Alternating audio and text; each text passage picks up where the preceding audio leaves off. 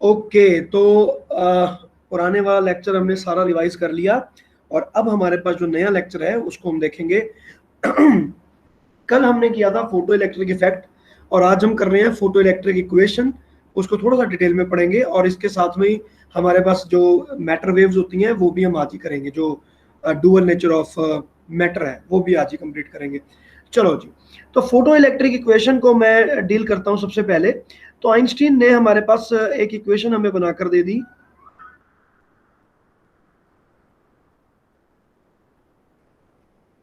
No, what is this?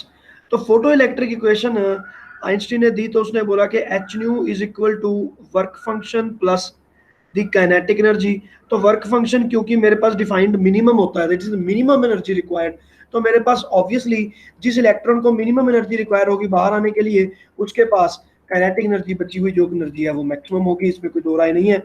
तो H new मैं सोच के चल रहा हूँ कि इक्वल आ रहा है, ठीक है ना। अब जैसे मैंने इस एग्जांपल में मेरे पास एक्सरेज में डाल रहा हूँ, तो there is a certain amount of E is equal to H nu. तो यहाँ पर मैं लिख सकता हूँ कि जो एनर्जी ऑफ फोटोन है वो मेरे पास डिसाइडेड है कि E is equal to H nu. तो हर फोटोन के पास इतनी एनर्जी है और एक इलेक्ट्रॉन ने एक फोटोन का पैकेट खोलना है। तो जो इलेक्ट्रॉन ऊपर पड़ा होगा आउटर शेल्स में उसको ज्यादा काइनेटिक एनर्जी मिलेगी, जो इनर शेल में होगा उसको कम काइनेटिक एनर्जी मिलेगी। सो ये हमने देख लिया। तो this is what is Einstein saying. लेकिन अब इसके ऊपर हम क्या कर सकते हैं? कैन वी प्रूव इट, या इसको हम कैसे आगे डील करेंगे? So there is a fourth point जो थर्ड पॉइंट जो कि पिछले चैप्टर में फोटो इलेक्ट्रिक इफेक्ट में हम कैरेक्टरिस्टिक्स पढ़ रहे थे, उनके ग्राफ पढ़ रहे थे, उसमें हमारे पास एक थर्ड ग्राफ बनता है। Third graph is stopping potential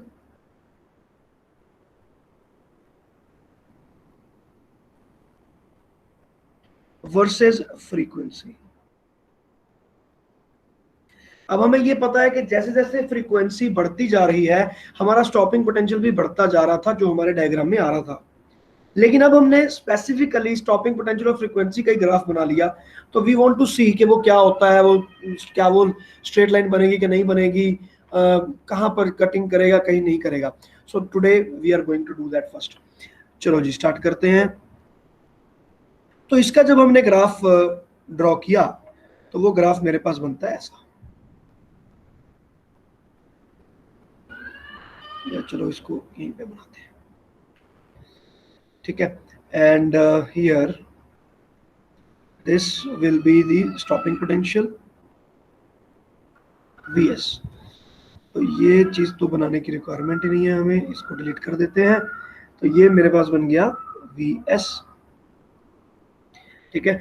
और एक बात को याद रखना, स्टॉपिंग पोटेंशियल वैसे तो हमारे पास नेगेटिव वैल्यू होती है, लेकिन इसमें हम स्टॉपिंग पोटेंशियल को पॉजिटिव लेकर चलेंगे, ठीक है ना। Although it is negative but here I have taken only and only magnitude. और ये जो चीज आ गई मेरे पास, ये आ गई फ्रीक्वेंसी। ऐसा करो, इसको रखा।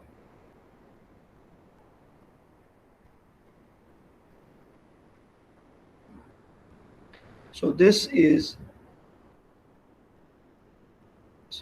तो मैं फ्रीक्वेंसी को और स्टॉपिंग पोटेंशियल को इक्वेट करके देख रहा हूं कि दोनों का ग्राफ कैसा बन रहा है। चलो जी, ओके। तो बच्चों अब देखना है, अब ये देखिए जो यहाँ पर मैंने फ्रीक्वेंसी लिख दिया, तो फ्रीक्वेंसी वेरी कर रहा हूं किसकी? इलेक्ट्रोमैग्नेटिक वेव की। तो एक तरह से सोचा जाए तो मेरा यहाँ पर कंप्लीट पूरे का पूरा एक स्पेक्ट्रम ही बन गया, ठीक है।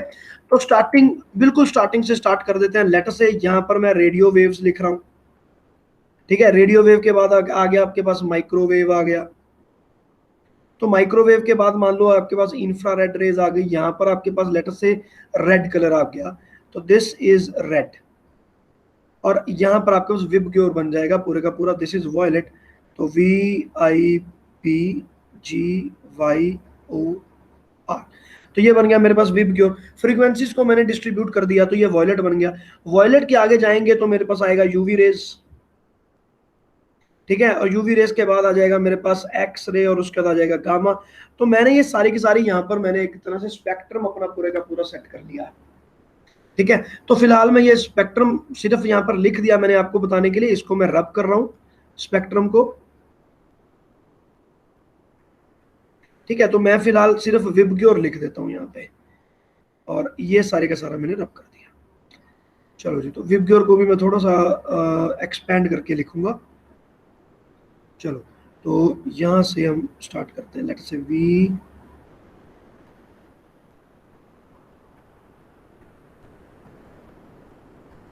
लेटर से मैंने ये लिख लिया, ठीक है ना, ये बन गया मेरे पास विबग्योर पूरे का पूरा।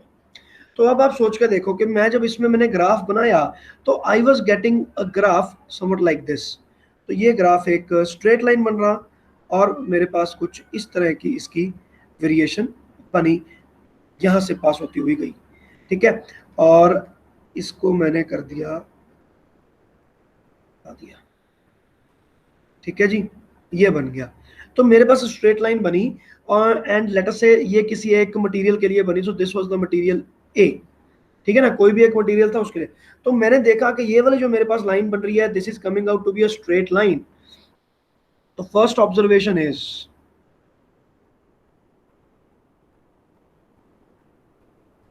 स्ट्रेट लाइन वेरिएशन,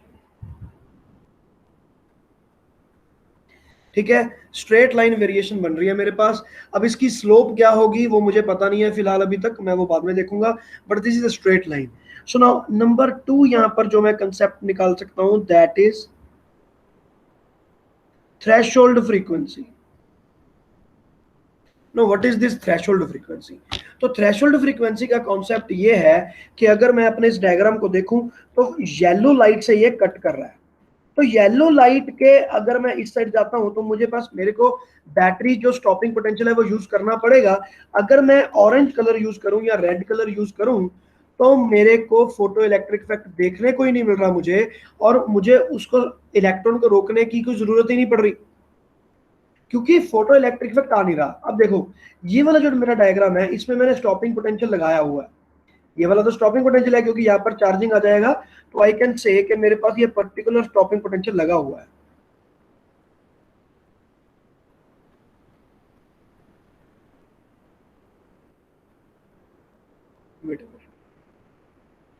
ठीक है ना, तो अब मैंने यहाँ पर इसका एक पर्टिकुलर स्टॉपिंग पोटेंशियल लगाकर इस इलेक्ट्रॉन को रोक दिया। तो ये जो स्टॉपिंग पोटेंशियल है वैसे तो नेगेटिव है, बट मैं अब इसको पॉजिटिव ट्रीट कर रहा हूं, और मैंने यहाँ पर स्केल बना दिया।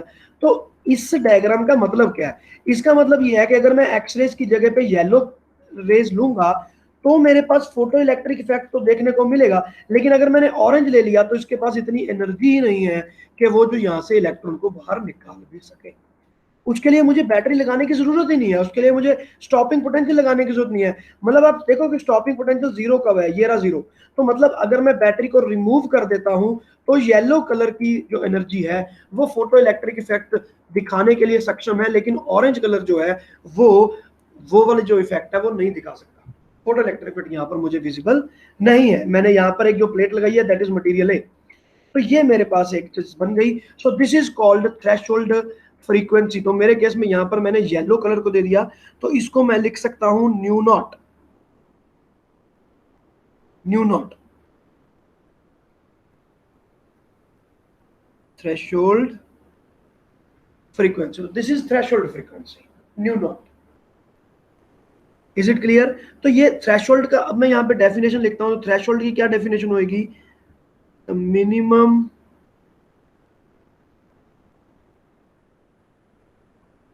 frequency of the electromagnetic wave that is required for the photoelectric effect। तो आपके पास फोटो इलेक्ट्रिक इफेक्ट देखने के लिए आपको जो मिनिमम फ्रीक्वेंसी देनी पड़ेगी दैट इज थ्रेशोल्ड फ्रीक्वेंसी, और threshold frequency is written like this. तो ये मेरे पास हो गई थ्रेशोल्ड फ्रीक्वेंसी। तीसरी चीज जो मैं यहाँ पर मैं ऑब्जर्व कर सकता हूँ वो कर सकता हूँ इंटरसेप्ट को देख सकते हैं। तो इंटरसेप्ट का मतलब क्या है कि लाइन वाई एक्सिस को कहां पर कट करती है, ठीक है ना। तो वो भी मेरे पास यहाँ पर एक वैल्यू आ रही है, but I don't know what is this value. तो ये सारी की सारी वैल्यूज हम निकालेंगे। तो ये जो मेरे पास ग्राफ बन गया, यो किसका किसका बना? स्टॉपिंग पोटेंशियल का और फ्रीक्वेंसी का बना। तो ये जो ग्राफ है ये मेरा आइंस्टीन की इक्वेशन से भी बन सकता है। तो अब मैं इसको आइंस्टीन की इक्वेशन को लाकर यहाँ पर एक्सप्लेन करता हूँ। तो फोटो इलेक्ट्रिक इक्वेशन जो है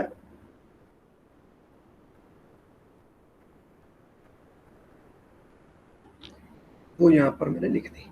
सुनो, photo electric equation is H new, मेरे फोटोन के पास एनर्जी थी, वर्क एंड काइनेटिक एनर्जी में मैक्सिमम वाले की बात कर रहा हूँ, इलेक्ट्रॉन की पर्टिकुलर। तो अब देखो एच न्यू तो हो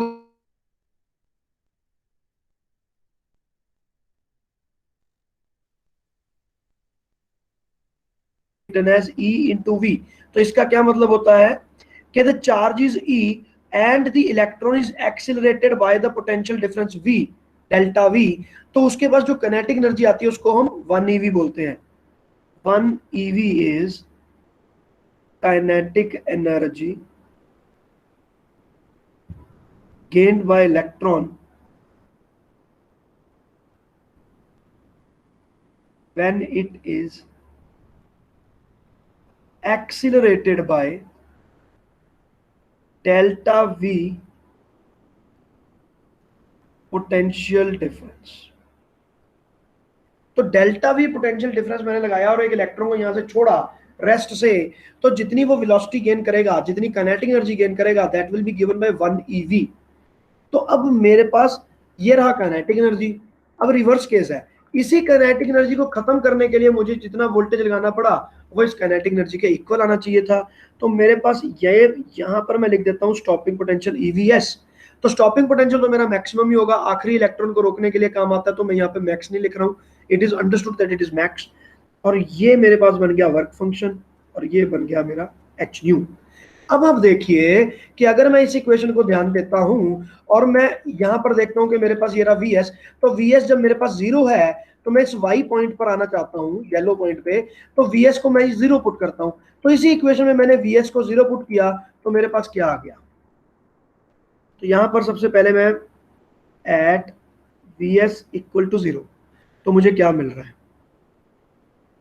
तो ये मुझे मिल रहा है कि जो मेरे पास वर्क फंक्शन आ गया मुझे इसकी वैल्यू मिल रही है। Work function is equal to H nu आ गया।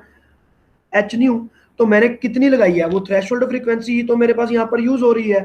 तो मेरे पास यहाँ पर क्या वैल्यू आएगी फ्रीक्वेंसी की जगह पे, H nu not.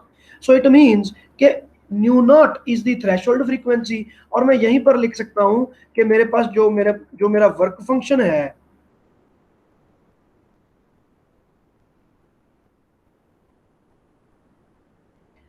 This is coming out to be h nu naught. तो ये वर्क फंक्शन आ गया एच न्यू नॉट, ठीक है। तो ये हो गया एच न्यू नॉट। तो यहां पर मैं वर्क फंक्शन में इस वैल्यू को मैं सब्स्टिट्यूट कर सकता हूँ एनी टाइम। इस चैप्टर से आपको न्यूमेरिकल्स आएंगे बेटा, इसलिए ध्यान देना है आप लोगों ने, ठीक है ना। तो H nu is equal to H nu naught plus kinetic energy maximum. So ये आपके पास इक्वेशन बन जाती है।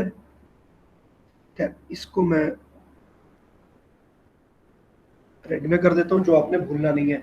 तो ये आपके पास एक इक्वेशन बन गया, this is one of the conclusion. Okay, अब देखते हैं, अब इसके आगे चलते हैं and let us talk about the intercept.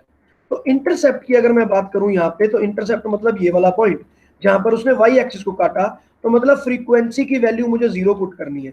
तो इस इक्वेशन में मैथमेटिकली स्पीकिंग फ्रीक्वेंसी को जीरो कर दो, that is actually never possible practically. तो इसको एक्स्ट्रापोलेट किया जाता है, this thing is known as extrapolation.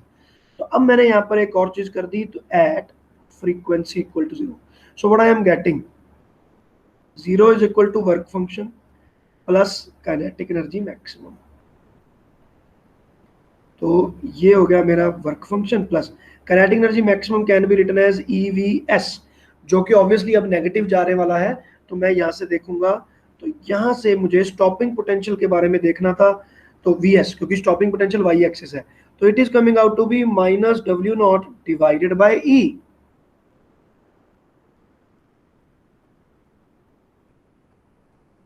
Is it clear. तो ये हो गया मेरे पास stopping potential. So this is intercept, तो इसको मैं इंटरसेप्ट बोल सकता हूं। तो ये वाला जो मेरा पॉइंट आ गया यहाँ पे, this point is coming out to be divided by. तो ये वर्क फंक्शन फाइंड करने के भी काम आता है, ठीक है ना। वैसे तो वर्क फंक्शन यहीं से निकल जाएगा, एच न्यू नॉट की वैल्यू फाइंड करो, प्लैंक्स कांस्टेंट से मल्टीप्लाई करो। बट बड़ी बुक्स में लिखा होता है कि यहाँ से हम वर्क फंक्शन फाइंड कर सकते हैं, तो ठीक है, हमारा क्या जा रहा है भाई, कर लेंगे। तो ये चीज हो गई आपके पास। अब देखो, ये तो फर्स्ट पॉइंट जो था मेरे पास स्ट्रेट लाइन, तो स्ट्रेट लाइन में सबसे पहले जो नोट की जानी चाहिए बात वो है स्लोप। तो बाकी सब चीजें तो मैंने देख ली, थ्रेशोल्ड फ्रीक्वेंसी भी देख लिया, ये भी देख लिया, वर्क फंक्शन भी देख लिया, सब कुछ देख लिया। तो अब मैं स्लोप के बारे में भी देख ही लेता हूँ कि इसकी स्लोप क्या है। तो मेरे पास इक्वेशन है y equal to mx plus c, से मैं कंपेयर करूंगा। चलो देखते हैं, सुनो। फॉर स्लोप, ठीक है, तो y is equal to mx plus c will be compared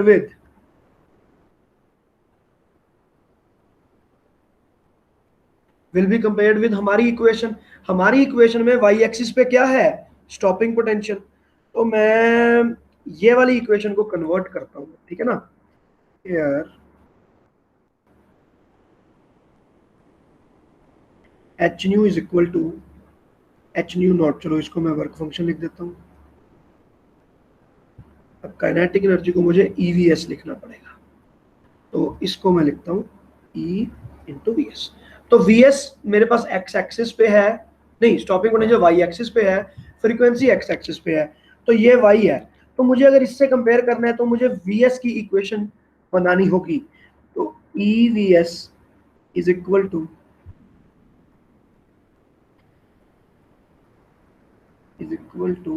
h by e into frequency minus this. तो ये मेरे पास बन गई इक्वेशन। तो अब इस इक्वेशन को मैं दूसरी इक्वेशन के साथ में कंपेयर करता हूं, ठीक है।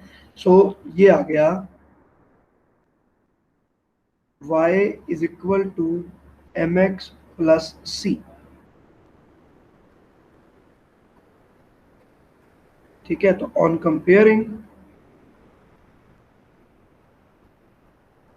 We get slope that is m of the line will be given by h by e and intercept तो मैं पहले ही फाइंड कर चुका हूं, बट फिर भी मैं यहां से भी लिख सकता हूं कि intercept c is given by work function divide by e।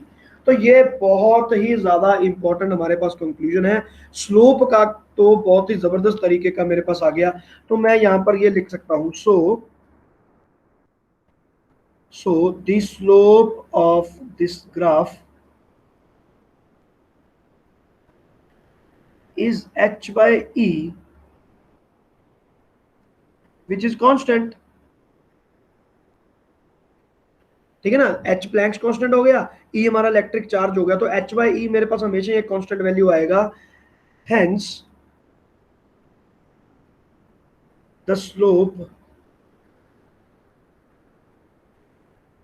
Of the line will never vary even if we change the material। तो अगर मैंने अभी एक मटेरियल मैंने ले रखा है, मटेरियल A, तो अगर मैं कल यहाँ पर एक मटेरियल B ले लेता हूँ, तो मुझे उसकी कैसा ग्राफ उसका मुझे मिलना चाहिए। तो वो ये कहना चाहते हैं कि तो हमारे पास जो ग्राफ आएगा वो समवट लाइक दिस हो जाएगा, इस तरह ग्राफ।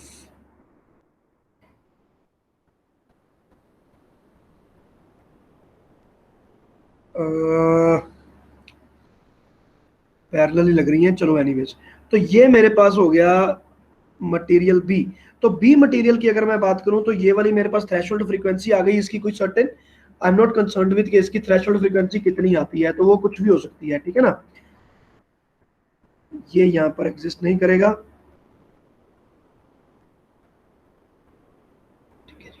ठीक है। तो इसका एक यहाँ पर मुझे कोई थ्रेशोल्ड फ्रीक्वेंसी मिल गई। तो आप देख सकते हो कि इन दोनों के केसेस में जो मेरे पास स्लोप आ रही है that is same and the slope is coming out to be h by e। बच्चों ये ग्राफ हमने बनाया और इस ग्राफ को बनाकर भी प्लैंक्स कांस्टेंट की वैल्यू को अश्योरेंस किया जाता है। तो जब मेरे पास यहाँ पर मैंने ये स्लोप फाइंड कर ली, तो this is how we find the value of Planck's constant. और प्लैंक्स कांस्टेंट की जो भी एक्सपेरिमेंट करते हैं ना, we find the true value, तो वो यहीं से फाइंड होता है।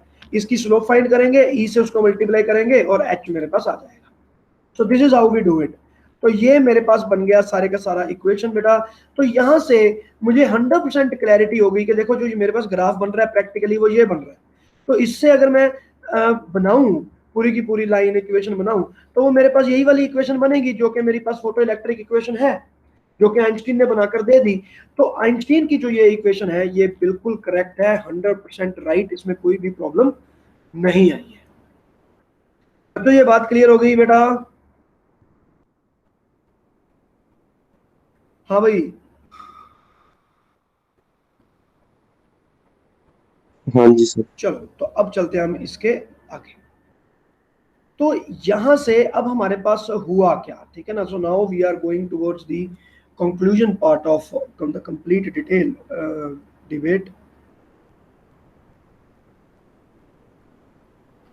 तो कंक्लूजन ये निकला, आइंस्टीन ने निकाला 1905 में कंक्लूजन निकाल लिया। पहली बात तो जो प्लैंक्स कांस्टेंट की हमारे पास पूरी की पूरी इक्वेशन बनी हुई थी कि E is equal to H nu, और उनकी जो पूरी थ्योरी थी उसको हमने 100% तरीके से क्रिस्टलाइज कर दिया कि जो प्लैंक कहना चाहते हैं वो बिल्कुल सही है।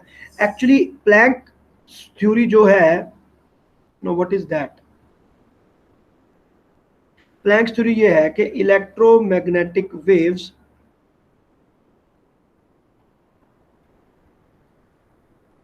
travel in the form of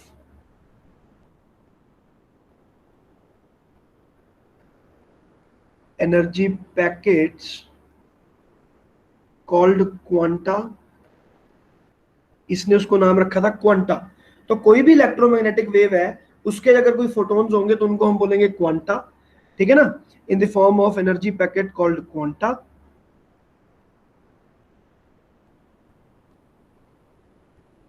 with energy given as E is equal to h nu। तो ये जो उनकी थ्योरी थी, ठीक है ना, ये आई थी नियरली लाइक 1898 में। तो ये थ्योरी जो प्लैंक्स की थ्योरी थी उसको इन्होंने क्रिस्टलाइज कर दिया। इन्होंने बोला कि ये एक बिल्कुल सही थ्योरी है, इसमें कोई भी डाउट नहीं है। तो अब हमें ये पता चल गया कि ये यहाँ से फॉलो करते हैं। और आइंस्टीन ने बोल दिया कि जो क्वांटाज ऑफ लाइट है, quanta of light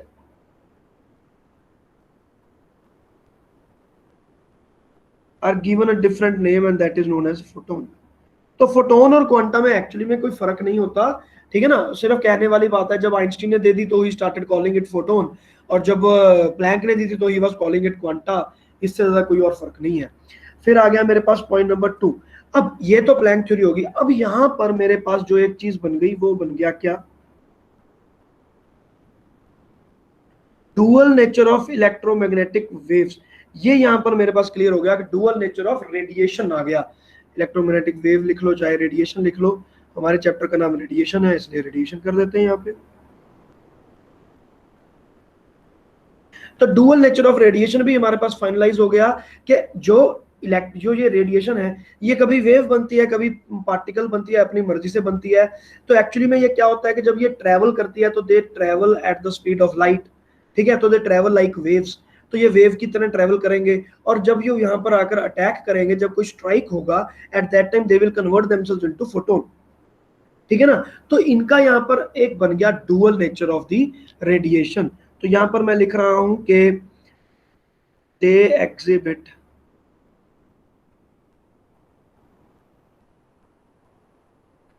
the properties of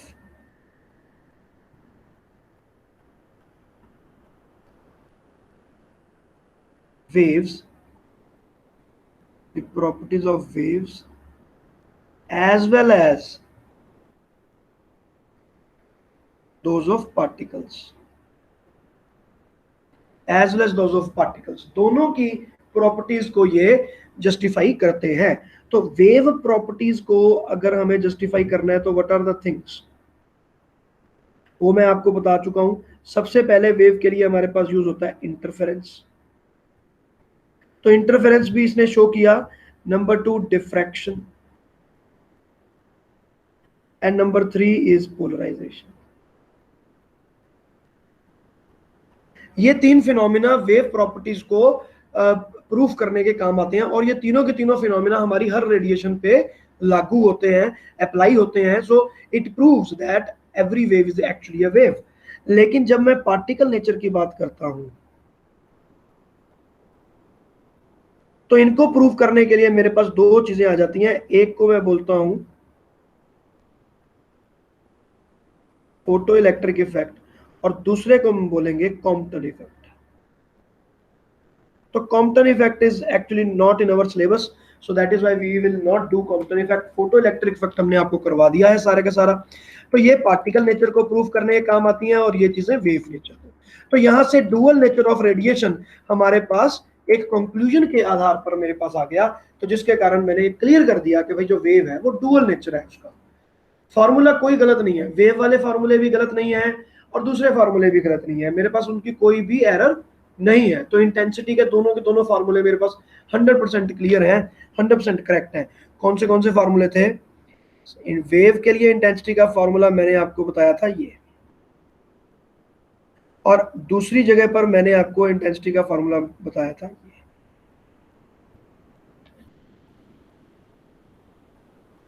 ठीक है, तो दोनों के दोनों फॉर्मूले बिल्कुल करेक्ट हैं। ये हमारे पास पार्टिकल नेचर के लिए, ये वेव नेचर के लिए।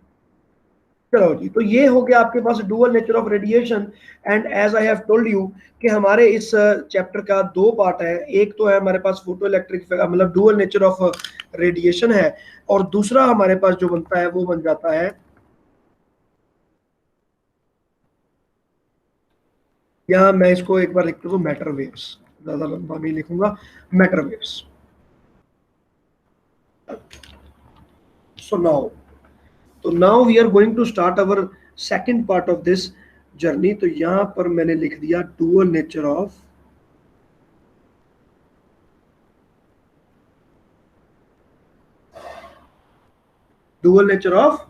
मैटर। तो अब डुअल नेचर ऑफ मैटर की कहानी कहां से शुरू हुई, अब देखते हैं भाई इसमें क्या हुआ। अब डुअल नेचर ऑफ रेडिएशन तो मेरे पास यहां पर बन चुका था, ठीक है ना।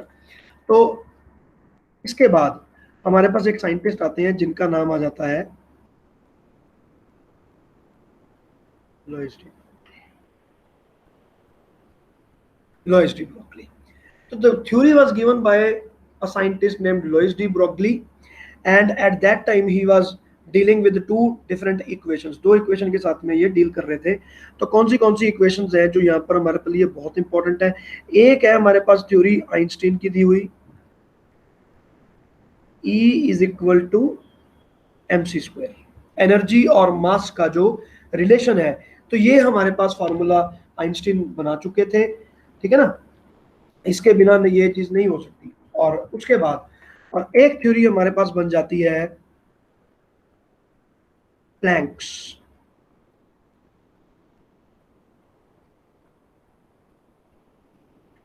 Theory of quanta, that energy is given by hν। ये दो हमारे पास थ्योरीज आती हैं और ये दोनों की थ्योरीज को हमने मिक्स करना है, ठीक है ना। तो लुइस डी ब्रुगली ने क्या किया, उसने बोला कि देखो जी, E is equal to mc² is the relation with which Einstein wants to relate energy with mass, and this is the theory which tells you about the energy of a photon। और हमें photon के मास के बारे में कुछ information नहीं है कि फोटोन क्या है, कि फोटोन क्या बनेगा, ठीक है ना। तो आपके पास अब ये दो चीजें आई, हमने इन दोनों को इक्वेट कर दिया।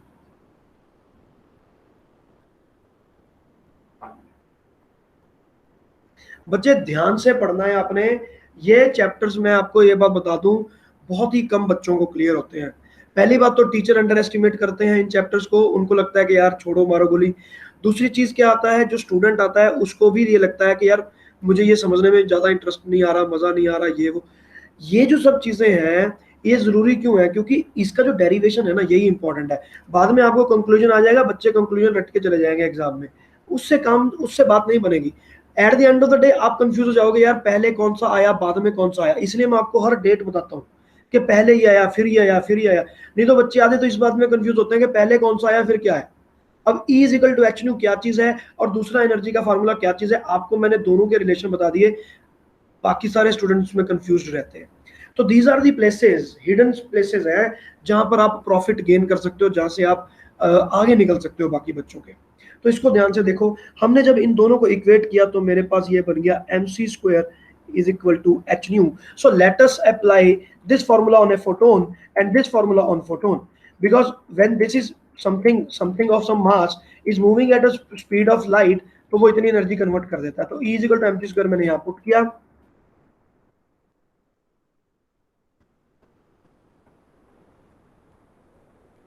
c by lambda, and here C से C मेरे पास कट गया, मेरे पास एक फॉर्मूला बन गया mc is equal to h by lambda.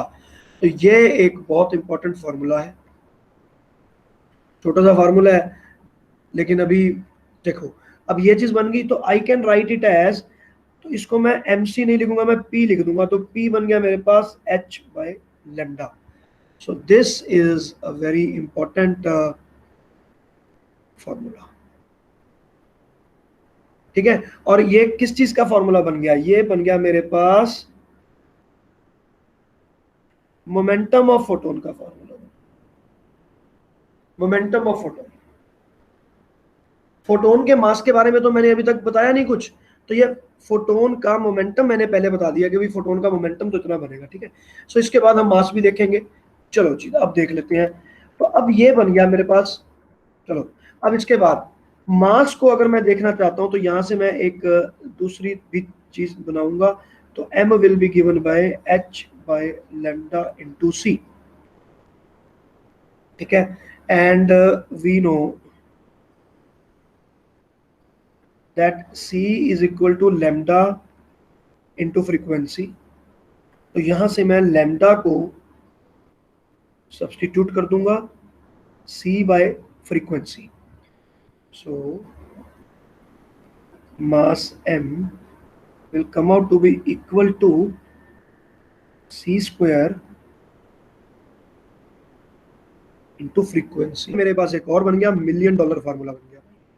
किस चीज का है ये फार्मूला, मास ऑफ फोटोन। तो ये बन गया मेरे पास मास ऑफ फोटोन का formula, m is equal to h u by c², mass of photon, और ये बन गया मोमेंटम ऑफ फोटोन। ये दोनों चीजें मेरे पास होंगी। बच्चों किसी को कोई problem? No sir. No sir. चलो जी, तो अब जब हम फोटोन के बारे में इतनी बातें कर रहे हैं तो फोटोन के बारे में कुछ कैरेक्टरिस्टिक्स लिख ही लेते हैं, इसकी प्रॉपर्टीज को डिस्कस कर लेते हैं। तो फोटोन हमने बहुत चीजें देख ली, चलो जी अब तो इसके कुछ इंपॉर्टेंट पॉइंट्स। तो सबसे पहला इंपॉर्टेंट पॉइंट है कि photons are energy packets where E is equal to h nu. Number 2, photons travel at the speed of light। Photon जो है वो स्पीड ऑफ लाइट पे ट्रैवल करेंगे, इनकी कोई और वेलोसिटी नहीं होती है, ठीक है। Third thing, the rest mass of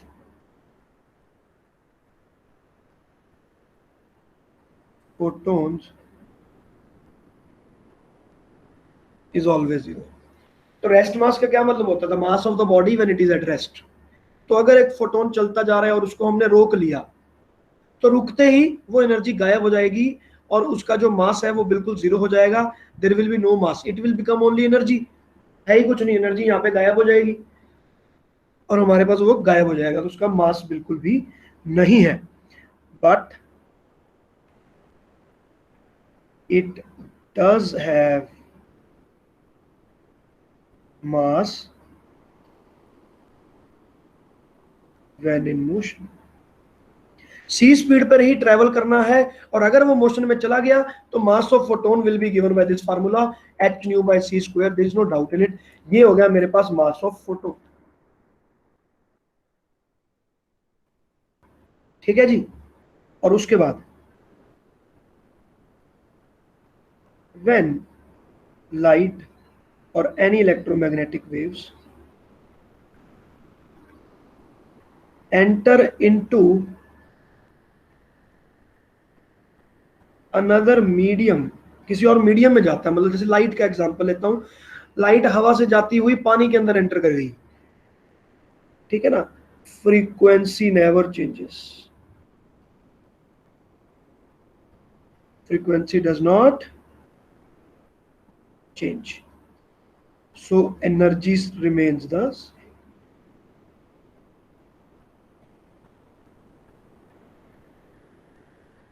लेकिन यहीं पर मैं एक चीज और ऐड कर सकता हूं कि अगर मीडियम के अंदर कोई फोटोन जाता है तो उसकी स्पीड चेंज हो जाती है, तो यहां पर लिख सकते हैं द वेलोसिटी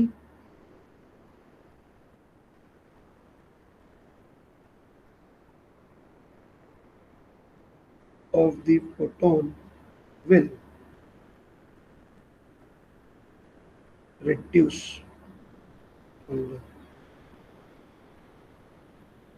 ठीक है ना, मतलब वेलोसिटी उसकी जो जो नई वेलोसिटी आ जाएगी that will be less than C, तो पानी के अंदर जब लाइट जाएगी तो उसकी वेलोसिटी कम होती है। अब ये जो पॉइंट नंबर 4 है बेटा, इस पे मैं सर्कल बना दिया मैंने यहाँ पे, तो पॉइंट नंबर 4 को हम डिटेल में पढ़ेंगे बाद में जब हम ऑप्टिक्स करेंगे। तो अभी तक तो सिर्फ इतनी सी बात याद रख लो कि भी ठीक है, थोड़ा थोड़ा हमने किया हुआ है, ऑप्टिक्स में डिटेल में पढ़ा जाएगा ये वाला पॉइंट। चलो जी, तो fifth point, the energy of a photon. Now energy of photon is given by E is equal to h nu और मोमेंटम, ये दोनों के अब यहाँ पे फॉर्मूले लिखने चलो, energy is equal to h nu, momentum is equal to h by lambda and mass is given by h nu by c square. तो basically h nu by c square क्या बन गया आपके पास, वही बन गया, E is equal to mc square बन गया, h न्यू आपके पास E आ गया तो E is equal to mc square बन गया। बट ठीक है, लिखने के लिए हमने लिख दिया m is equal to that will be the mass of the photon. चलो जी, तो ये हो गए मेरे पास फॉर्मूले, ठीक है। तो इसके अलावा तो और कोई पॉइंट नहीं है मुझे लग रहा। ओके, तो ये हो गए मेरे पास 5 पॉइंट्स फोटोन के। बाकी आपने 5 बुक चलो आपको अभी तक नहीं दी हुई है, बाद में दे देंगे। 5 बुक में जब आप देखोगे तो उसमें फोटोन्स की काफ़ी सारी करेक्टरिस्टिक्स लिखे हुए हैं, ज़्यादातर यही है, तो वहाँ से भी आपको लिस्ट मिल जाएगी, आपकी किसी भी बुक में आप देखोगे तब भी मिल जाएगी। तो this is photon for you. तो अब इसके बाद हम देखते हैं, अभी भी डुअल नेचर ऑफ मैटर हमारा इस्टेब्लिश नहीं हुआ, तो चलो अब हम वापस आते हैं, फोटोन से बाहर निकलते हैं और हमारी ये आती है momentum of the photon. So again we are coming back to de Broglie.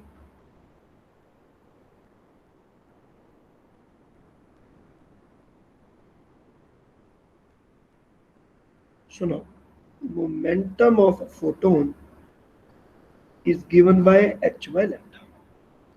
अब ये जो इक्वेशन बन गई बेटा, ये बहुत ही जबरदस्त इक्वेशन है, मैं ये किसी और बुक में नहीं लिखा होता, इसलिए don't write it in anywhere else, so I call it paradoxical equation. ये मेरी तरफ से नाम दिया हुआ है, किसी और को मत लिख देना जाके, पूछ नहीं मत लेना किसी को कि पैराडॉक्सिकल इक्वेशन बताओ, बंदा खज्जल हो जाएगा। तो ये क्या होता है, ये आ गया आपके पास P equal to h by lambda. तो यहाँ पर आप देखोगे P क्या है, P का मतलब है तो मोमेंटम, तो मोमेंटम किसका होगा, पार्टिकल का। और अगर मैं राइट हैंड साइड को देखूं तो h बाय लैम्डा, h की तो कांस्टेंट वैल्यू, वेवलेंथ, तो वेवलेंथ किसकी होगी, वेव की।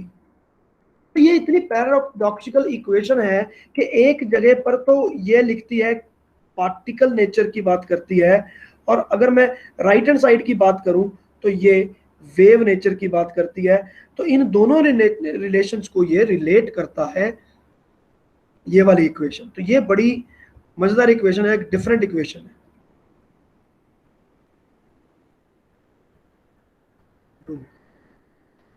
ठीक है ना, तो पार्टिकल नेचर है और दूसरी तरफ इसका वेव नेचर है, और उनका ये तगड़ा रिलेशन आपको बनाकर देती है। तो डी ब्रोगली ने क्या किया, de Broglie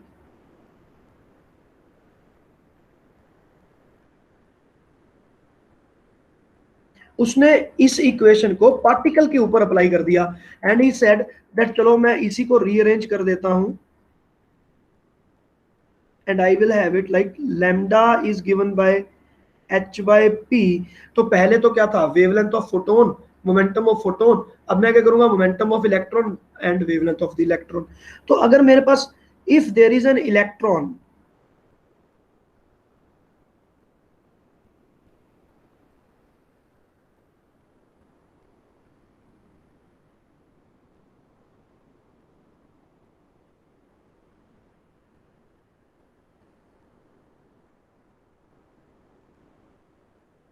moving at velocity v,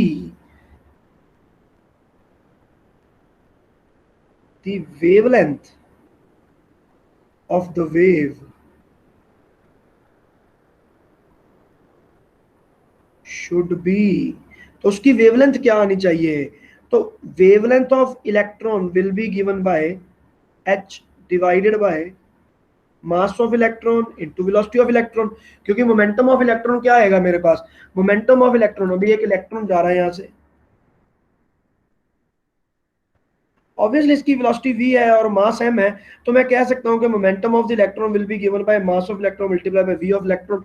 तो मैंने वो सारे का सारा यहां पर पुट कर दिया। तो इसका मतलब तो ये हो गया कि मैंने एक ही झटके में मैंने क्या फाइंड कर लिया, the wavelength of electron find कर लिया। बच्चे यहां पर ध्यान देने वाली बात है, ज्यादातर बच्चे कंफ्यूज हो जाते हैं, यही न्यूमेरिकल आएगा आपको एग्जाम में, वो पूछेंगे find the wavelength of electron. तो जिन बच्चों ने ये किया नहीं है ना अच्छे से, वो वहां जाकर कंफ्यूज होंगे, वो कहेंगे यार इलेक्ट्रॉन की वेवलेंथ कैसे आ गई। So this is how we will find the wavelength of the electron. 10 minutes. चलो, तो ये आ गया मेरे पास वेवलेंथ ऑफ इलेक्ट्रॉन। तो इसकी और क्या क्या वेरिएशंस आती हैं। wavelength of electron will be given by h by me v h by p। तो p मेरे पास मोमेंटम है, तो मोमेंटम को काइनेटिक एनर्जी से रिलेट कर सकते हैं हम ऐसे,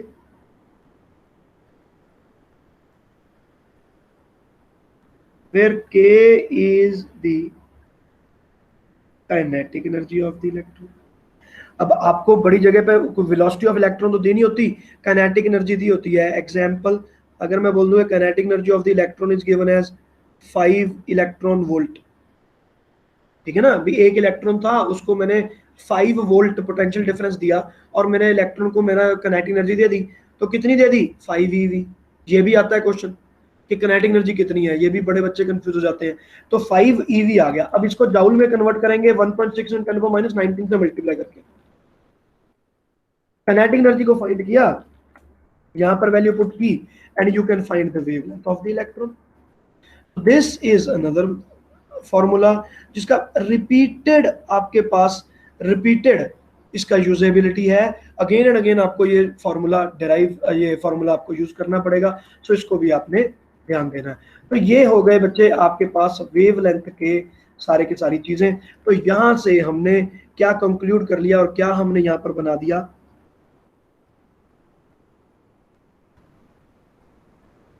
अच्छा, कंक्लूजन देने से पहले मैं आपसे इसको प्रूफ भी हमें करना है। चलो 10 मिनट्स रिमेनिंग, जल्दी जल्दी कर लेते हैं। तो अब इसका जो प्रूफ है वो कैसे आया, ठीक है, अब यहां तक तो हो गया। अब इसका प्रूफ निकलता है, थोड़ा सा पीछे जाना पड़ेगा, पीछे जाना पड़ेगा बोहर्स की थ्योरी पे।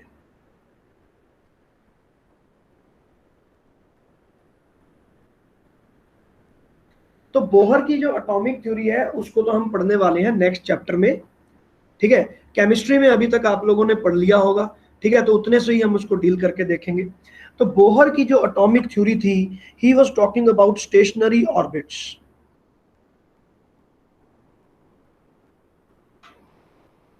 He gave a concept of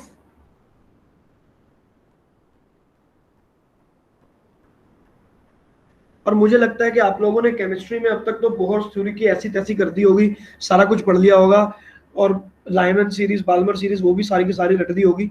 तो फिर तो ये आपके लिए बहुत ज्यादा छोटी चीज है। He gave a concept of stationery orbit that electrons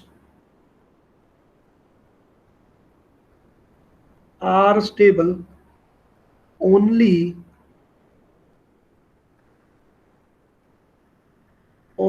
in those orbits where the following condition is, बच्चे कोई डाउट तो नहीं है, किसी को कुछ भी प्रॉब्लम है पूछ सकते हो बेटा। तो बोहर की जो थ्योरी थी दैट वाज एंगुलर मोमेंटम।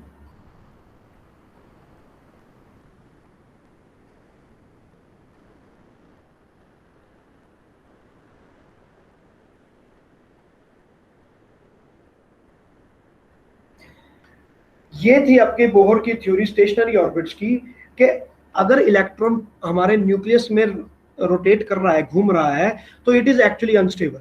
लेकिन वो स्टेबल होगा अगर ये वाली कंडीशन उसकी फुलफिल होगी, if n is an integer, और अगर ये कंडीशन उसकी फुलफिल होती है, under that condition only the electron will be stable around the nucleus. लेकिन यहां पर एक बहुत बड़ी प्रॉब्लम यह है that Bohr could not explain the reason for this। तो बोहर इसका रीजन जो था वो हमें एक्सप्लेन नहीं कर पाए कि भाई ऐसा क्यों है। Angular momentum is equal to n into H by two pi है, वो बात बिल्कुल ठीक है, आपने उसको सब कुछ कर लिया, बिल्कुल करेक्ट, कोई प्रॉब्लम नहीं। लेकिन ये इक्वेशन हमारे पास बनी क्यों, ये वो इसका जवाब नहीं दे पाए। तो इनका जवाब हमें अभी तक मिला नहीं था, लेकिन हमें ये तो पता था कि ये वाली कंडीशन तो देखो फुलफिल हो ही रही है, तो ये तो करेक्ट है, but we were not able to explain it. तो this was explained by Louis de Broglie. तो अब डी ब्रोगली ने कैसे एक्सप्लेन किया, तो डी ब्रोगली एक्सप्लेन करते हैं, he said L is equal to n into H by two pi m into V into R two pi. तो अब मोमेंटम मैं फाइंड करना चाहता हूं, तो टू पाई आर को मैंने ऊपर लिख लिया, और ये आ गया n into H by P. तो ये m इंटू वी क्या बन गया, मोमेंटम बन गया, तो ये h बाई पी। तो h बाई पी हमें पता चल गया कि ये तो वेवलेंथ हो गया, तो ये हो गया n इंटू वेवलेंथ। तो यहां से मेरे पास ये बन गया कि two pi r is equal to n lambda. Hopefully आपने ये चीज भी केमिस्ट्री में पढ़ी हुई है। तो ये आपके पास बन गई चीज। तो ये बन गया कि सरकमफ्रेंस ऑफ द ऑर्बिट। तो यहां से हमने बोल दिया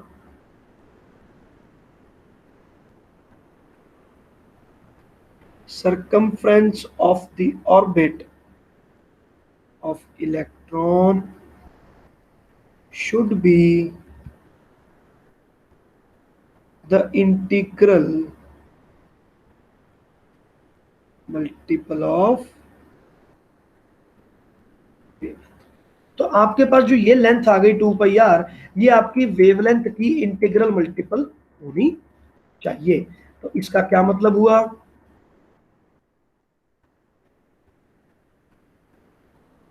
बच्चों समझ में आ रहा है कि कोटा पूरा हो गया आज का?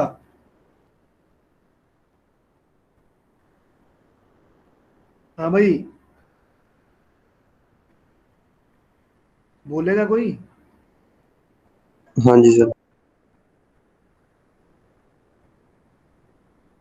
चलो, तो अब ये मेरे पास बन गए स्टेशनरी ऑर्बिट्स। तो इसने क्या कहना था कि जैसे मान लो this is n is equal to two, जो अंदर वाला है वो मैं n is equal to two बना रहा हूँ ये, और ये वाला n is equal to later से 3 बना देता हूँ, ठीक है, या इसको 3 कर लो, थोड़ा बड़ा है, इसको 4 कर लो।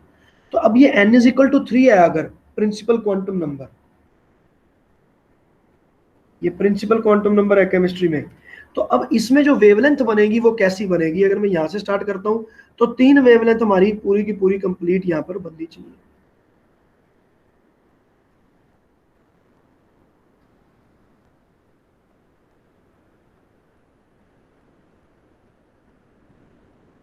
ऐसे अब देखो कि आपके पास 3 वेवलेंथ आपकी 100% कंप्लीट बन गई है, और जो 4 वाला होगा उसमें मेरे पास 4 वेवलेंथ हमारी कंप्लीट बनेंगी। स्टार्ट में यहीं से कर देता हूं।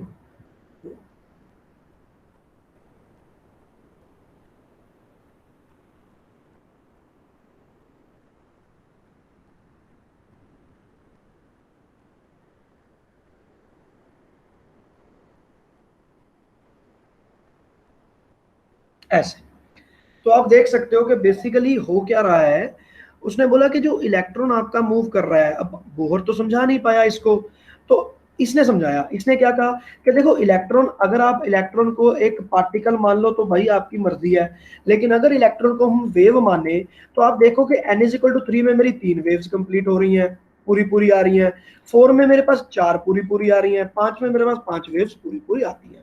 तो अगर आपकी वेव पूरी नहीं आती, जैसे मान लो 3.5, अगर मैं 3.5 जगह पर लाइन मार दूंगा तो उस केस में क्या होगा, वेव पूरी नहीं होगी, तो मतलब उसके बाद थोड़ी सी एनर्जी ज्यादा है जिसकी रिक्वायरमेंट नहीं है, तो वो उतनी एनर्जी को इमिट करेगा और इलेक्ट्रॉन वापस आ जाएगा और अपनी जो जो उसके पास एनर्जी अब बच गई n=3 तक कर लेगा। अगर उसको पूरी की पूरी एनर्जी मिल जाती है तो वो यहाँ से उठ के ऊपर चला जाएगा। तो basically it is not a particle that is going up and down. अब हमने बोल दिया कि एक इलेक्ट्रॉन एक फोटोन लेगा, फोटो इलेक्ट्रिक इफेक्ट में मैंने यही बात बोली थी कि एक इलेक्ट्रॉन एक फोटोन खाएगा। क्यों खाएगा, क्या कंडीशन है, हमें तो पता ही नहीं। तो वो कंडीशन क्या है भाई, इलेक्ट्रॉन इलेक्ट्रॉन नहीं है, electron is not a body, electron is a wave. तो वो उतनी ही एनर्जी लेगा ना, तो उसने उतनी एनर्जी ले ली, तभी तो वो जितनी उसके पास एनर्जी आएगी उतनी वेव्स बन जाएंगी, तो जितनी वेव्स बन जाएंगी उसको उतना ऊपर जाना पड़ेगा, n=4 n=5 ऐसे करके जाना पड़ेगा, तो इलेक्ट्रॉन बाहर आ जाएगा। बाहर आकर जब उसको काइनेटिक एनर्जी मिली तो उसने पार्टिकल में कन्वर्ट कर लिया अपने आप को। सो ये जो चीजें हैं जो आगे पीछे मूवमेंट हो रही है, ये ऐसे की ऐसे चलती रहती है। और ऐसा भी नहीं है कि वेव ने अपने आप को पार्टिकल बना लिया, पार्टिकल ने वेव, ये को एग्जिस्ट करती है। अगर पार्टिकल है तो पार्टिकल भी है, और वेव है तो वेव भी है। This both are superimposed on each other, दोनों चीजें इकट्ठी चलेंगी। तो ये इलेक्ट्रॉन एक बॉडी भी है और इलेक्ट्रॉन वेव भी है। तो यहां से मैं बता सकता हूं, सो electron is a body as well as a wave at the same time, at the same time। ठीक है ना, कभी वो ये बन जाएगा वो बन जाएगा, दोनों की प्रॉपर्टीज शो करेगा, दोनों ही चीजें हैं उसके पास। So electron is a body as well as a wave at the same time. ठीक है, दिस प्रूव्स दी क्या,